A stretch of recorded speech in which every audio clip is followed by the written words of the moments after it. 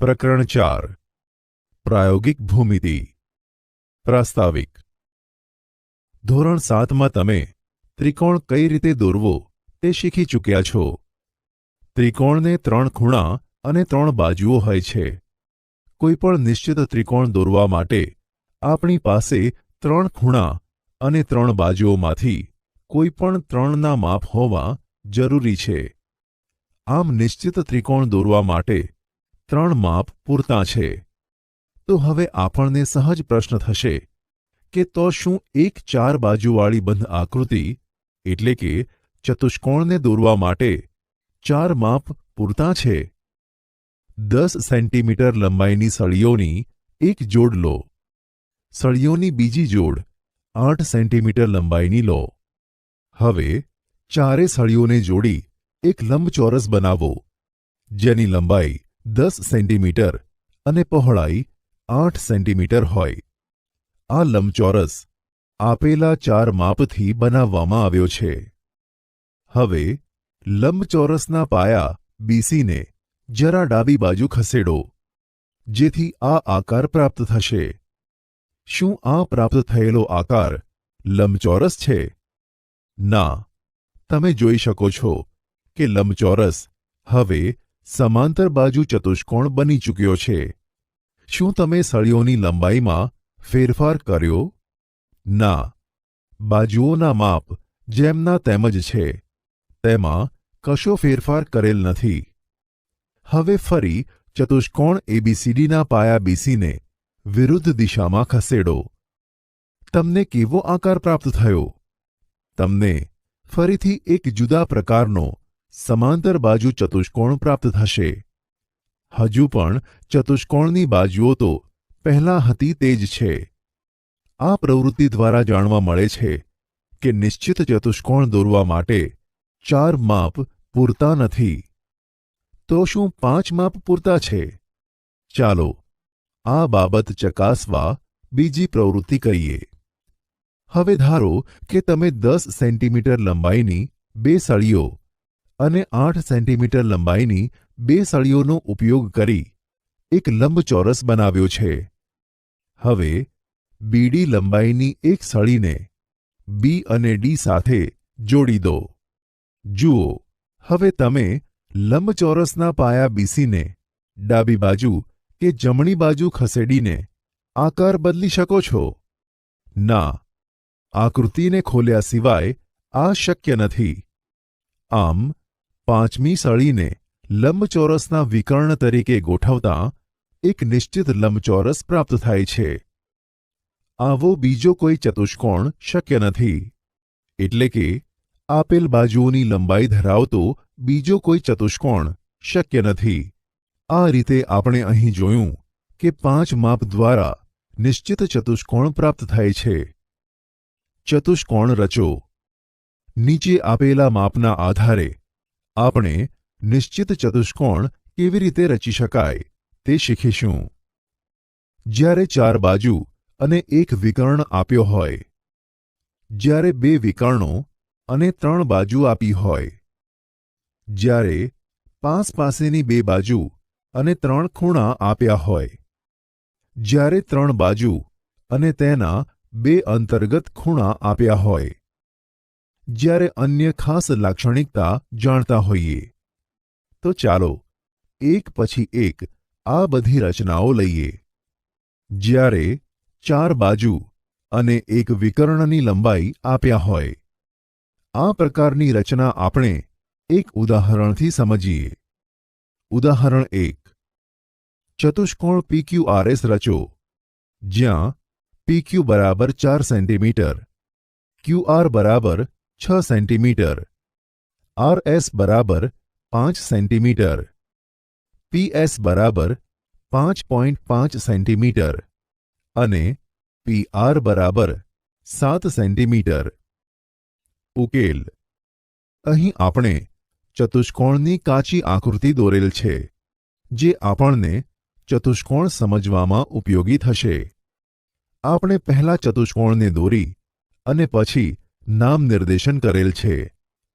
સોપાન 1, આકૃતિ પરથી આપણે સરળતાથી જોઈ શકીએ છીએ કે બા બા બા રચનાની શરત મુજબ, એટલે કે બાજુ બાજુ બાજુ રચનાની શરત મુજબ આપણે ત્રિકોણ PQR રચી શકીએ. આકૃતિમાં આપણે ત્રિકોણ PQRH રચ્યો. સોપાન 2.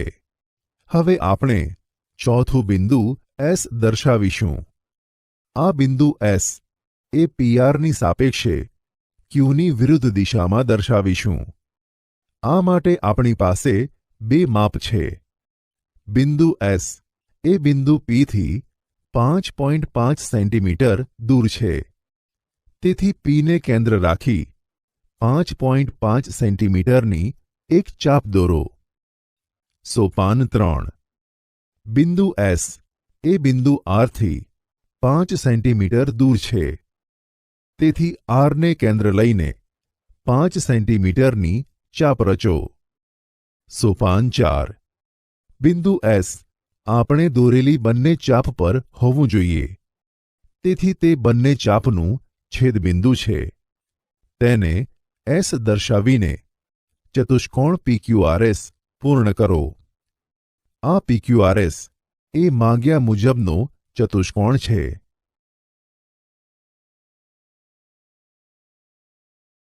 જ્યારે બે વિકર્ણ અને 3 બાજુ આપી હોય, જ્યારે 4 બાજુ અને એક વિકર્ણ આપ્યા હોય, ત્યારે આપણે આપેલી માહિતી પરથી પહેલા ત્રિકોણ દોરીએ છીએ અને પછી ચોથું બિંદુ દર્શાવવાનો પ્રયત્ન કરીએ છીએ.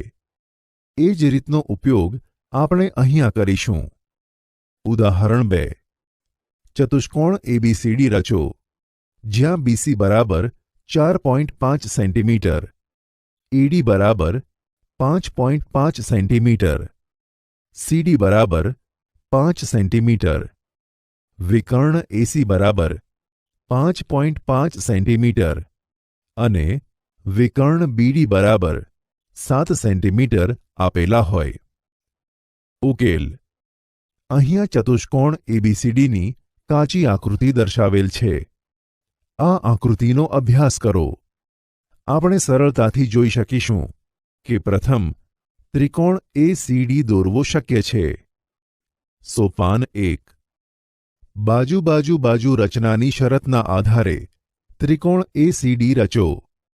હવે આપણે Dની વિરુદ્ધ બાજુએ બિંદુ B એવું મેળવીશું કે જે C બિંદુથી 4.5 સેન્ટીમીટર અને D બિંદુથી 7 સેન્ટીમીટર દૂર હોય. સોપાન 2. Dને કેન્દ્ર રાખી 7 સેન્ટીમીટર ત્રિજ્યાની એક ચાપ રચો. સોપાન 3. Cને કેન્દ્ર રાખી 4.5 સેન્ટીમીટર ત્રિજ્યાની એક ચાપ રચો. સોપાન 4. હવે B બંને ચાપ ઉપર આવેલ છે, માટે B એ બંને ચાપના છેદબિંદુ પર આવેલ હશે. હવે B દર્શાવીને ચતુષ્કોણ ABCD પૂર્ણ કરો. આમ ABCD એ માંગ્યા મુજબનો ચતુષ્કોણ છે. જ્યારે પાસેની બે બાજુ અને 3 ખૂણા જાણતા હોઈએ. વિદ્યાર્થી મિત્રો, આ અગાઉ આપણે રચનાની શરૂઆતમાં એક ત્રિકોણ રચી પછી ચોથું બિંદુ મેળવી અને ચતુષ્કોણ પૂર્ણ કરેલ છે. ઉદાહરણ 3.